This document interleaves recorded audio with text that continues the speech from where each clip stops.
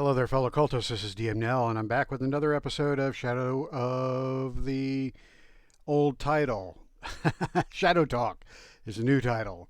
If I remember, I did that like 11 episodes ago, or 10 episodes ago. Anyway, we are talking today about Master Paths. We're on Chapter 5. We have finished Novice Paths, Expert Paths, and now we're crossing the finish line. We are hitting the path that your character must take to complete their journey. And so we start off with this wonderful picture of an orc and a goblin. The goblin appears to be riding some kind of weird horse construct. Might be an artificer, who knows? And they're fighting this weird demon. Got a snake hand and a chainsaw hand, which is awesome. And then one big ass eyeball for a head. Anyway, so Master Paths. All right, so by this point, you have leveled your character up 6 times. And so you have you know how to level up. You know how to add traits and talents. You know how to increase your attributes. All of these things are second nature now because you've done it so many times. At 7th level, you now get to choose your master path. Now, I already mentioned in the expert paths video that you can opt to choose a second expert path instead, but I already talked about that, so let's assume that you're going into the master path. So the chapter begins by talking about the master path benefits, which basically is the same as the expert and novice path benefits, in that you get some attribute increases and then you get some talents and potentially some spells. So nothing new there. It's all new, but nothing different as far as your character progression there. Then you have this little section on master story development. Now, quite frankly, in my games, this is something that develops, organically as the game unfolds. Characters have quests and they have reasons for adventuring, built in. However, if you have a more loosely based campaign where your DM is not necessarily, creating these environments where the group has a shared purpose and you are all working towards that purpose, and it's not really an individual thing. If your game is more individualized, then this is a good section to read through. Choosing a quest for your character. There's a table here for master story development and sample quests. So, this is all good stuff for that type of game. That's not the type of game I run, though. So I'm not going to read through this stuff. You can read through it if it interests you, but again, it's really more of story development if it hasn't already been developed throughout the course of your play that led you up to the master tier. Now, you also, on the next page here, page 78, you also have 2 tables: the paths of magic and the paths of skill. So this is just a grouping of all the master paths that are in the core rulebook and which category they fall under. So paths of magic would include all of those paths that have either arcane or divine magic use incorporated into them. And then the paths of skill are more for those fighter, warrior, rogue, thief development paths, just kind of categorized there. So if you want to keep your progression fairly linear, then you can use these as a guide. Otherwise, you're not limited to whatever path, your master path you choose. You can have had a warrior fighter for your novice and expert paths, and then jump to a path of magic and become an arcanist or an apocalyptist. Um, it's probably not the wisest choice to do that, simply because paths of magic kind of build on each other, and you increase your power score as you progress. So just kind of jumping into a path of magic at the master tier is probably not the most efficient and effective way to do that. But nothing is stopping you. You can do that. And vice versa. If you've been building your path of magic and all of a sudden you want to jump over and become an executioner, it's weird, but you can make it happen.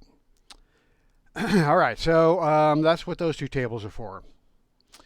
And then you get into the actual master paths. Now, there are, if I remember correctly, 62 or 64 master paths in the core rulebook, which is a ton. That is a ginormous number of master paths.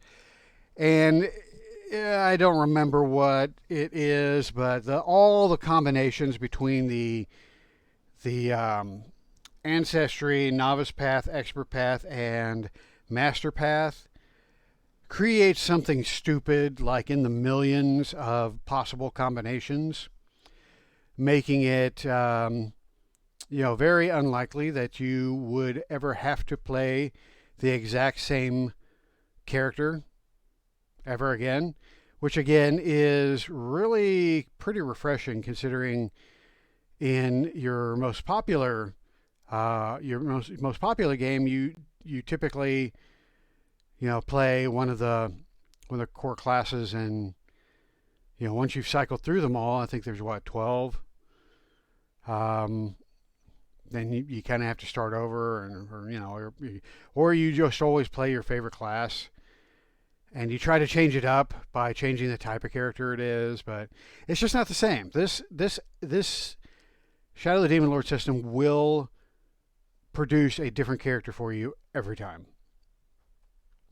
or at least it can. Now you could go warrior, human warrior, fighter, berserker, every time if you want, or not berserker, champion, every time if you wanted to. Nothing stopping you from doing that. Just saying that is not needed when you have so many choices, so many options. All right, so what are the options here? Well, I'm not going to read through all 64 because that would take entirely too long. So let me just kind of skim through here. You have an Abjurer, which is a master of protection magic. So you have your 7th level abilities, which include an attribute increase of 3 by 1. Your characteristic increase, health by 2, power plus 1. Language and professions, you can speak another language or add a profession. Magic, you discover the protection tradition or learn one protection spell. And then guarded casting, when you cast a protection spell, you gain a bonus to your defense equal to 1 plus the rank of the spell for 1 minute or until you use this talent again. And then at 10th level, you get health plus 2, you learn 1 spell, and then you get the warded talent, which means that creatures make attack rolls against you with 1 bane, and you make challenge rolls with 1 boon to resist attacks. So when in and of themselves, those don't sound overwhelming, but after you add these last two paths, these last two level ups, to all the level ups that you already had that brought you to the master path, the master tier, then you have ended up with a pretty powerful character. So let's see. Then we got an acrobat. Those from first edition D&D. Remember Thief Acrobat? Those are cool. So you can be an acrobat. Aeromancer is the master of flying and wind genies and shit like that. Let's see. Looks like they can airwalk and fly. That's always cool. Apocalyptist. Yes. The power forbidden magic offers lures many students of magic to their doom. So let's see, you get fearsome casting and hasten the apocalypse. I'm going to have to read that. When you cast a forbidden spell, you can use a triggered action to loose a wave of sickening green light from a point you can reach out to a number of yards equal to 1 plus the rank of the spell you cast. The ground in the area becomes difficult terrain. Size 1/2 and smaller objects that are neither worn nor carried take damage equal to their health. Each creature in the area other than you must get a success on a strength challenge roll or take a d6 damage and fall prone. So that's interesting. You have an Arcanist, which in my opinion is the ultimate expression of the magician wizard. Then you get to Arcanist. Astromancer, so you got celestial magic, pinnacle. Avenger. Avengers fight injustice wherever they may find it. So what do you get? Vow of Vengeance and Avenger's Wrath. All right, so you got a bard here. Everybody knows what a bard is, but in this game, a bard grants you, you know a bit about everything. You make intellect challenge rolls to recall useful information with 1 boon. Okay. Then you have at level 10, Disarming Charm. Let's see here. When a creature becomes charmed from a spell you cast, you can also make the creature impaired until that charm affliction is removed. Then you have Swift Song. You can use a triggered action on your turn to cast a song spell you have learned. All right, Beastmaster. They are the Primal Magic Pinnacle characters. Blade. Blades are master knife fighters. Cool. What do they? Oh, what did I get back here? I forgot the beast. Go through the Beastmaster. All right. So you have Primal Beast and Primal Bond. You can forge a bond with animals. That gives you those 3 bullet points. Okay. Yeah. And then Primal Power. Animals charmed by you make attack rolls and challenge rolls with 1 boon. Okay. All right. So Blade, you're the knife master. So you can make somebody bleed. That's cool. And then you have Swift Blade. You can use a triggered action on your turn to attack with a dagger or knife. Okay, nice. Brute. Brutes become strong and tough through countless hours spent building muscle and vitality. Vitality. That's an old Popeye thing. My friends get it. Nobody else does, but that's okay. All right, so you can shrug off injuries that would drop lesser creatures. You have Brawn, and then you get Mighty Thews. Add your strength modifier to the damage rolls of your attack. You make using basic military or heavy weapons. All right, that's nice. So you'll remember way back when we were talking about making weapon attacks, and you never add your strength modifier unless you get an ability that tells you to your damage rolls. Well, this is that. At 10th level, you get the ability to do that. All right, Cavaliers. Everybody knows what Cavalier is. You get combat riding, and you get devastating charge and master rider. Champion.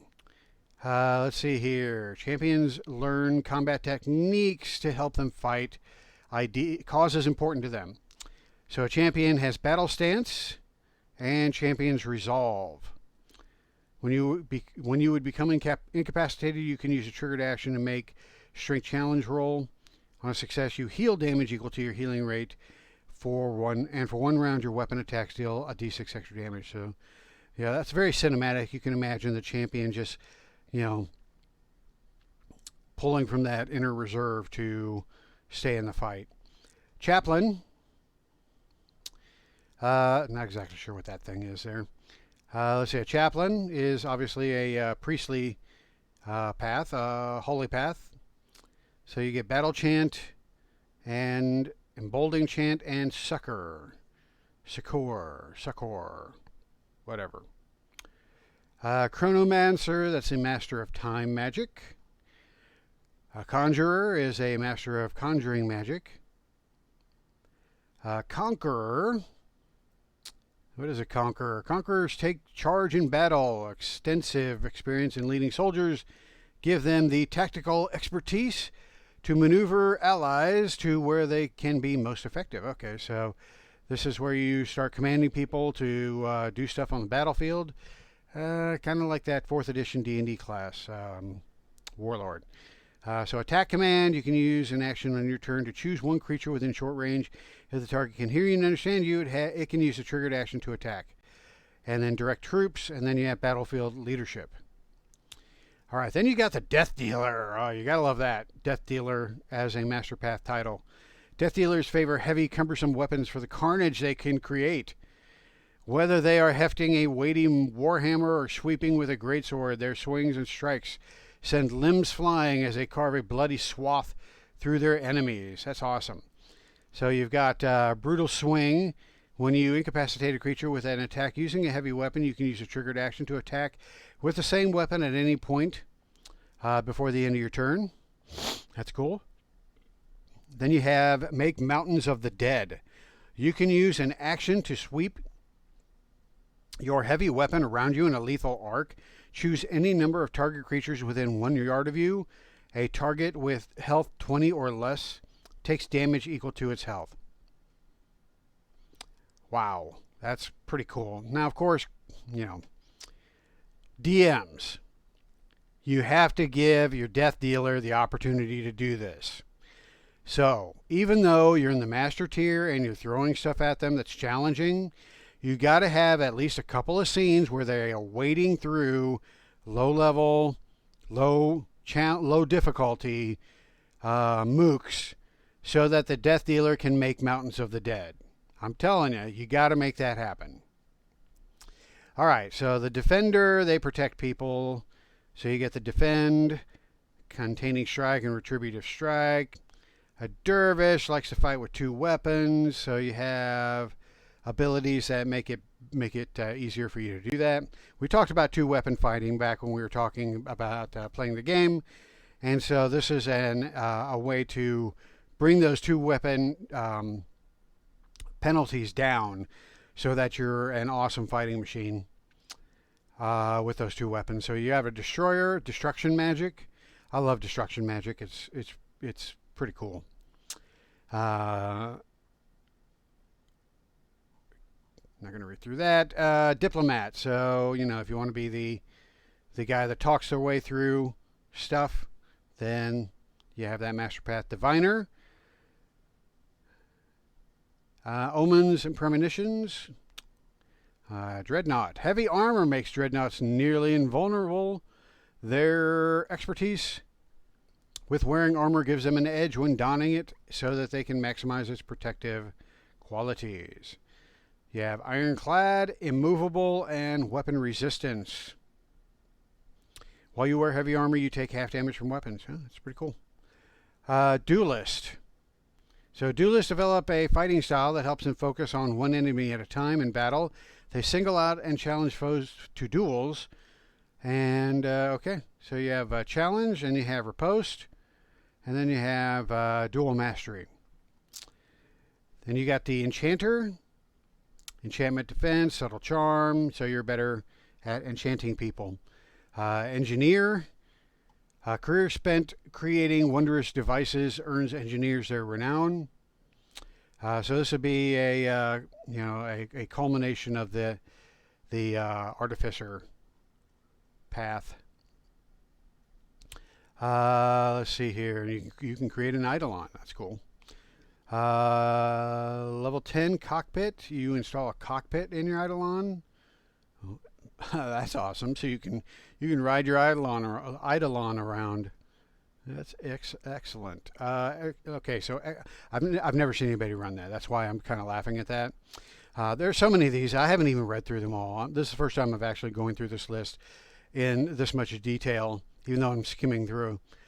So you have an Executioner. So an Executioner elevates killing to an art form, so they can execute once per round. When you use an action to make an attack with a weapon against a target you can reach, you can make the attack roll with 1 boon and deal 1d6 extra damage on the success. If the damage from the attack would cause the target to become injured, that's half of their damage equals half of their health, the target must get a success on a strength challenge roll or take extra damage equal to its health. Okay? When you use this talent, creatures make attack rolls against you with 1 boon for 1 round. Because, you're trying to line your axe up with that neck, right? Okay, then you get Exacting Strike at 10th level. All right, so an Exorcist, get rid of those pesky demons, fairies, and vengeful spirits. Explorer. Let's see here. For explorers, no horizon is too far. That's nice. That's a cool picture. That would be the Exorcist, I'm assuming. Perseverance and Respite, and then the Explorer also gets Driven. So if you have a travel campaign, that would be a good one to end up with, I suppose. Geomancer, Master of Earth Magic, Gladiator. Let's see, you're a pit fighter. So you get dirty fighting and finishing blow, win at any cost. All right, Gunslinger. So at some point, your character may have decided to, pick up firearms and use them as their weapon. The Gunslinger allows them to maximize the use of those guns. So you can normally with a pistol in this game you can take 1 shot, boom, that's it. Then you have to reload, which takes around pain in the ass. Gunslinger, however, you can create a gun that is actually a 6-shooter, so you can fire it 6 times before you have to reload it. Then you get Deadeye Shot and Speed Loader. So those are all pretty awesome. Healer is just that, a maximized healer. Hexer, this would be the pinnacle of the people that use curse magic. So you got the Evil Eye and Exacting Curse. Hydromancer, Master of Water Magic. You have an Illusionist. With the Illusionist, you get Convincing Illusions and Illusory Duplicates. I've never been a fan of Illusionists. Infiltrator. So these are Master Spies. You can be Faceless, like Game of Thrones. Treacherous Strike and Vanish are your level 10 abilities. All right, then you become an Inquisitor. You can become an Inquisitor.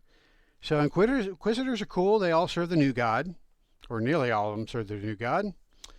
And when you become Inquisitor, looks like you get lots of stuff. You get Dreadful Threat, Master Torturer, and Scrutiny. All right, so Master Torturer. You can use an action to start torturing one defenseless or physically restrained creature within your reach. Okay, so obviously, if some of your players are squeamish, that may not be a great path to use. Doesn't matter in my game, you can use a torturer all you want. But, in this day and age, you've got some tables that set boundaries, and so you'll want to be sure that everybody's okay with your being a master torturer before you start torturing people.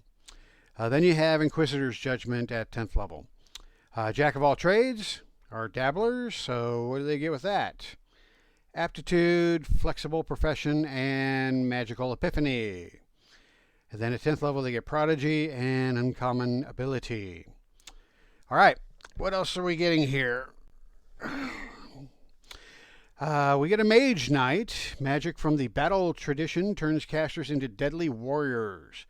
So you're maximizing your battle tradition there. You get a Magus. Members of a secret cabal of magic users, the Magi, identify their membership by the magical staves they carry. The order traces its origins to the founding of the Tower Arcane. Blah, blah, blah. Potential candidates to join the Magi must demonstrate their magical knowledge by presenting an argument about the theory of magic, display their ability to cast a spell, and most important, complete the construction of a magical staff. So I guess that's lets you do that. Staff of Magic and Staff of Power. Very cool. The Marauder, hailing from barbaric lands. Marauders bound into battle, sweeping their weapons before them to lay low their enemies. So you get powerful charge, bloodthirst, and strength from pain. It'd be a good berserker extension. Miracle Worker is a person, a faith person to wield magic and work miracles, yeah, as the title suggests. You can get stigmata, which I guess is a good thing, and tongues, and then you're a worker of miracles. What does that mean? You can use an action to touch a creature and take a -5 penalty to health. That lasts until you complete a rest. Choose one of the following effects. Target heals damage equal to its healing rate. You remove a diseased affliction. You remove poison affliction. You remove a curse from the target, or you remove 1d3 insanity from the target. So, yeah, you are definitely working miracles. All right, so Myrmidon, they excel when they fight with shields. So you have forceful shield, shield block, and shield mastery. Then we got the Necromancer. Everybody knows what a Necromancer is. So at 7th level, you get inured to death. You never take damage from disease or poison. You cannot become diseased or poisoned. Finally, when you roll to determine your fate while incapacitated, you roll the die in an extra time and use either number. Command Undead. You learn the Command Undead spell, which is below, and it states here, it affects one undead creature. Make an intellect attack roll against the target's will. On a success, the target becomes compelled, so you can take over an undead. And then Master of Undeath. You double the number of compelled undead creatures you have from your necromancy spells. There you go. Poisoner. You can use poison to the best of your ability. Pyromancer would be Master of Fire Magic. Runesmith would be Master of Rune Magic. Savant, rather than specialize in one tradition of magic, savants focus their training on learning additional spells. As a result, they possess a broader understanding of magic at the expense of increasing their power. So you get tradition focus and magic just to learn more spells. All right, Sentinel, superior senses and a strong sense of duty grant Sentinel supernatural detection abilities. Okay, so you have perfect awareness and stand guard. Then we got Shapeshifter, superior transformation. This is a master of transformation magic, and then swift transformation. Sharpshooter. Let's see, masters of bows and crossbows. So you have deadly aim and perfect shot. Stormbringer, masters of storm magic. Technomancer, the master of the technomancy tradition. Anything interesting I want to focus on? No. Then you got a Templar, which looks like you get the Temple of Faith spell, and you also get the Temple Guardian talent. Tenebrous, the Shadow tradition, so there's a master of shadow magic. Get Cloak of Shadows, shadow form. Cool. Thaumaturge.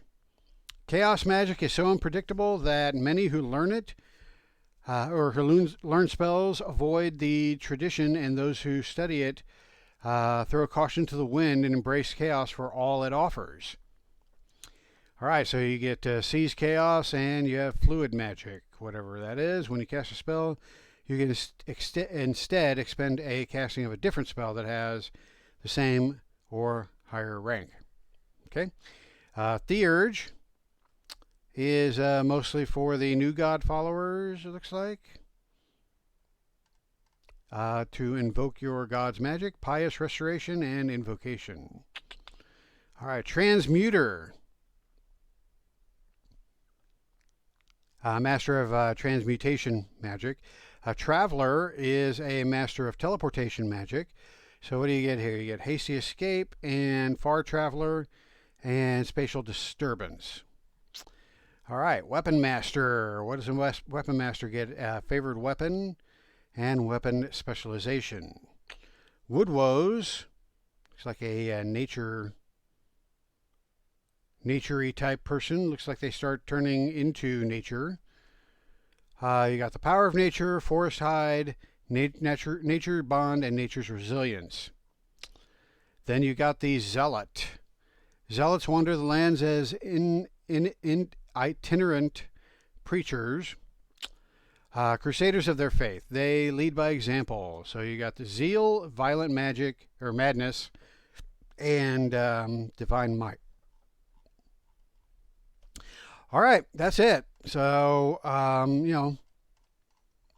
it's a lot, and the choice is yours, of course. So reaching 7th level is a great accomplishment, and you should reward yourself by picking one of the master paths that really just completes your concept of your character, making them as awesome as they can be. So that's it.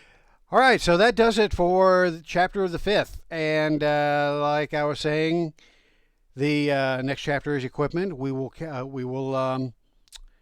tackle that in our upcoming videos. So thank you once again for watching, and hail the Demon Lord. I'm out.